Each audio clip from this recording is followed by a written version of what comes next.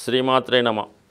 ఈ వీడియోలో మనం డిసెంబర్ 8వ తారీఖు నుంచి 14వ తారీఖు మధ్యలో జరగబోయే వారఫలాలు కర్కాటక రాశి వారికి ఏ విధంగా ఉండబోతున్నాయి అని పరిశీలించినప్పుడు అనూహ్యంగా ఈ వారం నుంచి కర్కాటక రాశి వారి యొక్క అదృష్టం మారబోతుంది. గత కొంతకాలంగా రాశి అందే సంచరిస్తున్నటువంటి యోగకారకుడైనటువంటి కుజుడు మరి ఈ వారం నుంచి వక్రగమనం పొందడం జరిగింది. మరి సాధారణంగా ఒక నీచ గ్రహం వక్రగమనం పొందినప్పుడు అది ఉచ్చ స్థాయిలో పనిచేసే అవకాశం ఉంటుంది. అయితే స్వభావ సిద్ధంగా సహజ పాపులైనటువంటి గ్రహాలు వక్రగమనం పొందినప్పుడు మరింత పాపత్వాన్ని పొందుతున్నారని శాస్త్రవచనం. మరి దాని కారణంగా మరి ఈ రాశి వారికి గతం కొంతకాలంగా ఏదో అనుకూలంగా సర్దుబాటు ధోరణిలో ఉన్నటువంటి కర్కాటక రాశి జాతకులు ఒకేసారి వాళ్ళ యొక్క విశ్వరూపాన్ని చూపించే అవకాశం ఉంది. ఏదైనా ఏదో విధంగా సాధించవచ్చు, సాధించాలనే తపన ధైర్యం వాళ్ళలో పెరుగుతూ ఉంటుంది.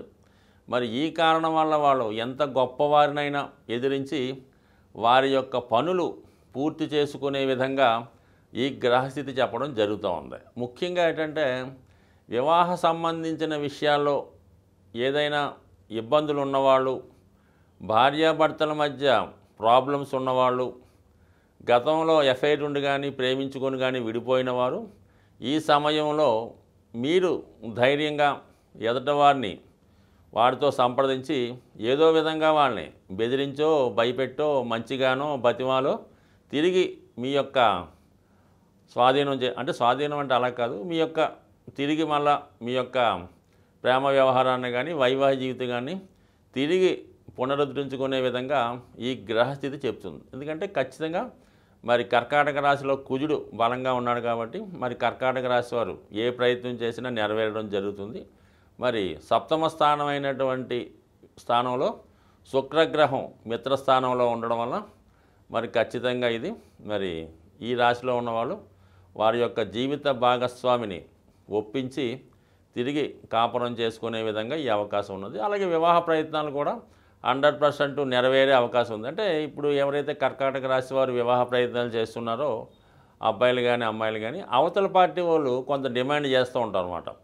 ఆ డిమాండ్లన్నిటికీ కూడా ఈ కర్కాటక రాశి వారు అంగీకరించి ఆ వివాహం ఒప్పుకునే విధంగా కూడా ఈ గ్రహస్థితి కనబడుతుంది. కాబట్టి మొత్తం మీద వివాహానికి సంబంధించినటువంటి 2 గ్రహాలు ఈ కుజ శుక్ర గ్రహాలు పరస్పరం ఉండడం ఈ రాశి వారికి ఇది మరింత బలాన్ని చేకూర్చే అవకాశం ఉంది. కాబట్టి వివాహం వరకు అది ఏదైనా పర్లే సాల్వ్ అయ్యే అవకాశం ఈ వారం నుంచి మొదలవుతుంది.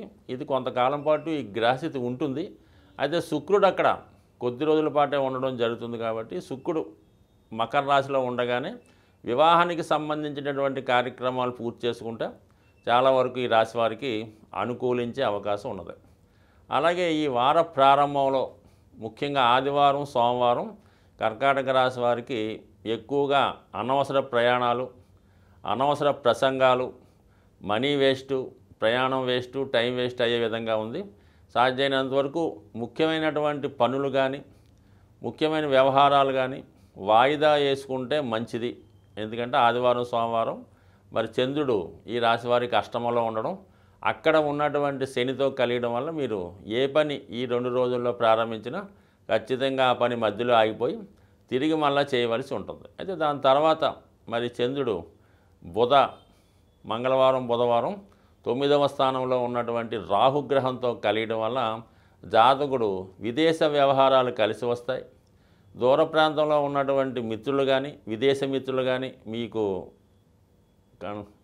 విదేశ మిత్రులు కానీ దూర ప్రాంతంలో ఉన్నటువంటి మీ స్నేహితులు కానీ మీతో కాంటాక్ట్ రావడం జరుగుతూ ఉంటుంది. పరస్పరం వాళ్ళతో ఏదో ఒక ఒప్పందం చేసుకోవడం కానీ వాళ్ళతో సంప్రదింపులు చేయడం కానీ లేదంటే మీ విదేశ ప్రయాణానికి విదేశంలో ఉన్నటువంటి మీ మిత్రులు సహకరించడం కానీ జరిగే అవకాశం ఉంది. అంటే 9వ స్థానం యాక్టివేట్ అవుతుంది. చంద్రుడు అక్కడ ఉండి రాహుతో కలియడం వల్ల రాహు విదేశ వ్యవహారాలు చూస్తుంటాడు. కాబట్టి మీ యొక్క విదేశ ప్రయాణానికి కావాల్సినటువంటి ఏర్పాట్లు మీరు మంగళ బుధవారాల్లో చేసుకోవడం వల్ల ఆ పని సజావుగా సాగుతుంది.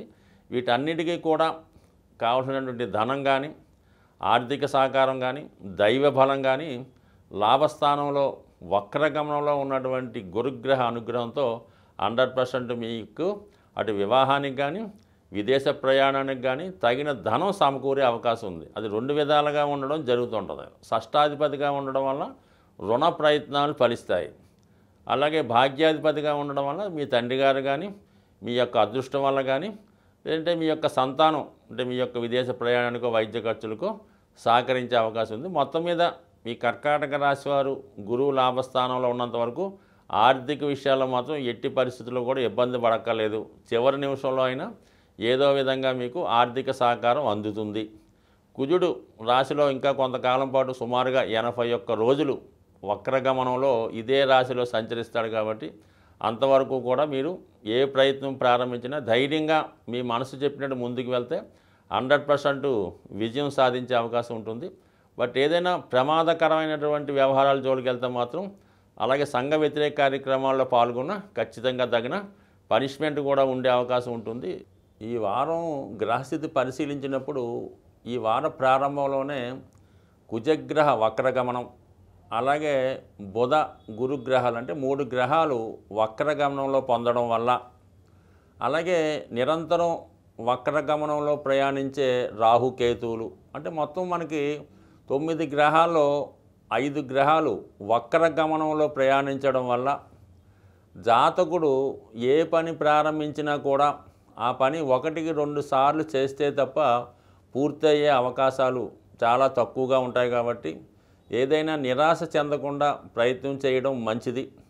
బుధుడు వక్రగమనం వల్ల విద్యార్థులు చదువుపైన దృష్టి కాకుండా ఇతర విషయాల మీద దృష్టి పెట్టకుండా చదువు మీద దృష్టి పెడితే మంచిది.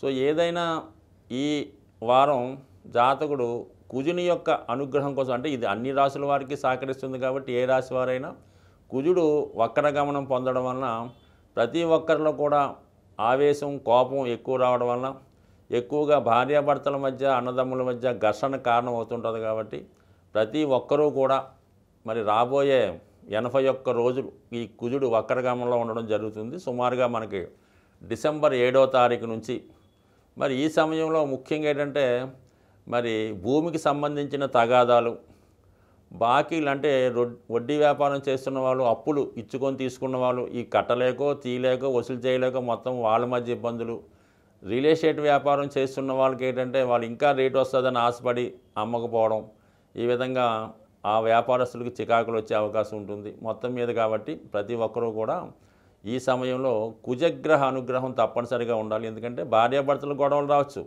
మరి సంతానం కలిగే విషయంలో ఇబ్బందులు రావచ్చు, అలాగే రుణదాతలు ఒత్తిడి ఎక్కువ అవ్వచ్చు.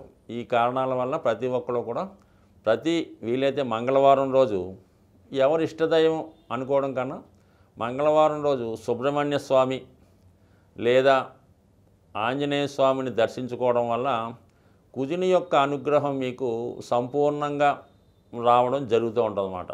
దానివల్ల ఏంటంటే మీరు ఈ కుజుడు ఎప్పుడైతే మీకు అనుగ్రహించాడో జాతకుడికి ధైర్యంతో సాహసంతో ముందుకు వెళ్తాడు. భూములు స్థిరాస్తి సంబంధించిన వ్యవహారాలు కలిసి వస్తాయి. అంటే జాతకుడికి ముందుగానే వాళ్ళకి ఏ పని కావాలన్నా ధైర్యంగా అడగగలడు, చేసేవాళ్ళు కూడా చేసే అవకాశం ఉంది. కాబట్టి సాధ్యమైనంత వరకు ప్రతి రాశివారు కూడా కుజుని యొక్క అనుగ్రహం కోసం సుబ్రహ్మణ్య స్వామి ఆంజనేయ స్వామిని ఆరాధించండి. మరి ఈ మధ్యకాలంలో విపరీతంగా మనకి తమిళనాడు ఉభయ ఆంధ్రప్రదేశ్లో ఏ పని జరగాలన్నా మరి కరుంగలి మాల అంటే ఇవి చాలా వరకు ఈ సిటీలో హైదరాబాదు లేదంటే తమిళనాడులో ఎక్కువ దొరుకుతాయి. కాబట్టి మరి వీలైన వాళ్ళు ఒరిజినల్గా అంటే పెద్ద ఖరీదు ఉండదు అది, మరి అక్కడ మనకి అది దొరికే చోట సుబ్రహ్మణ్య స్వామి టెంపుల్లో 800-1000 రూపాయలు అటు ఇటుగా అమ్ముతూ ఉంటారు. ఒక 1500 రూపాయలు పెట్టుకుంటే మంచి ఒరిజినల్ కరుంగని మాల ధరించడం వల్ల నేను చాలామందిని చూశాను. చాలామంది నేను ఇచ్చిన వాళ్ళు కూడా 1500 ఈ రోజుల్లో పెద్ద అమౌంట్ కాదు. అది ధరించడం వల్ల ముఖ్యంగా కుజుని యొక్క అనుగ్రహంతో రుణ సమస్యలు సాల్వ్ అవుతాయి, విజయ అవకాశాలు పెరుగుతాయి, భూములు వ్యవసాయం చేస్తున్న వాళ్ళకి అనుకూలంగా ఉంటుంది, కొంత ధైర్యం రావడం జరుగుతుంటుంది. అంటే ప్రయత్నం లేనిదే ఏ పని జరగదు. కేవలం ఉంగరం పెట్టుకున్నాం కరుంగలీమాలు ధరించామన్నంత మాత్రాన వాళ్ళకేమి స్పెషల్గా వాళ్ళ మీద ఒక ముద్రైరు, వాళ్ళకి ప్రత్యేక అవకాశాలు అయితే ఏమీ రావు. అయితే మీరు చేస్తున్నటువంటి ప్రయత్నానికి మీరు 90% ప్రయత్నం చేస్తే 10% అన్న ఈ అదృష్ట వస్తువులు లాంటి అంటే కరుంగలిమాల, స్ఫటికమాల, ఈ ఉంగరాలు కొంతవరకు మీకు ఒక 5% 10% సహకరిస్తాయి తప్ప అసలు ఏమీ ప్రయత్నం చేయకుండా మీరు కరుంగలి మాల కాదు కదా, డైమండ్ మాల వేసుకున్నా కూడా ఏ పని జరగదు. స్వస్తి.